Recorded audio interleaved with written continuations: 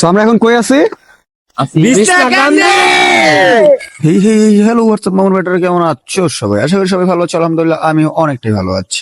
তো যারা যারা বেসনাকান্দি ভ্রমণে আসবা তাদের জন্য অবশ্যই একটা ছোট্ট গাইডলাইন হচ্ছে, তোমরা যখন মেন স্পটে থাকবা, যদি বর্ষা ছাড়া আসো তাহলে তোমাদের ওইখানে দেখার মতো কিছুই থাকবে না। আই থিঙ্ক আমি মনে করি বেটার যেটা হচ্ছে সেটা হলো বর্ষার সময় বিছনাকান্দি ভ্রমণ করা। সো যদি চলেই আসো আমাদের মতো, তাহলে একটাই সাজেশন থাকবে, বিছনাকান্দি মল পয়েন্টের পাশে একটা মাঠ আছে, দেখবা একটু খেয়াল করলে লক্ষ্য করলে বুঝতে পারবা, আর জায়গাটা দেখলে চিনে যাবা যে আসলে ওই জায়গাটায় এই পাহাড়গুলা একদম অস্থির লেভেলের, যেটা কাশ্মীরি একটা ফিল দিচ্ছে। সো তোমরা অবশ্যই সেই মাঠের এখানে আসবা এন্ড এখানে কিছুটা সময় স্পেন্ড করবা, একটু সময় কাটাবা। আই থিঙ্ক আমার মনে হয় তোমাদের ভ্রমণটা বৃথা যাবে না, অন্তত একটু হলে ভালো লাগবে। এইখানে আসার পরে একটা অন্যরকম ফিল পাওয়া যায়। নিচে একদম সমান একটা মাঠ, চারিদিকে সবুজের সমারোহ, তার উপর এইভাবে দাঁড়িয়ে থাকা পাহাড়গুলা, ভাই অসাধারণ একটা আমেজিং ফিল দিচ্ছে। সো আমি তোমাদেরকে এটাই সাজেস্ট করবো, যদি বিছনাকান্দি চলে যাসো তাহলে অবশ্যই এই মাঠের মধ্যে যদি একটু সময় পার করতে পারো,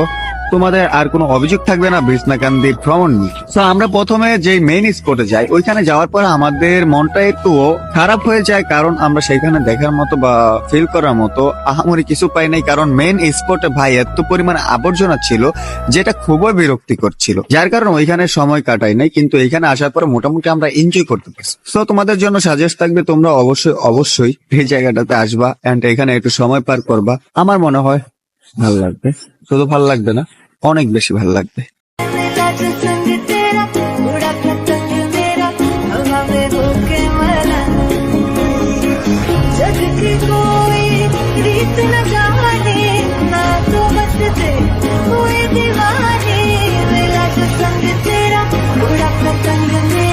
हवा में होके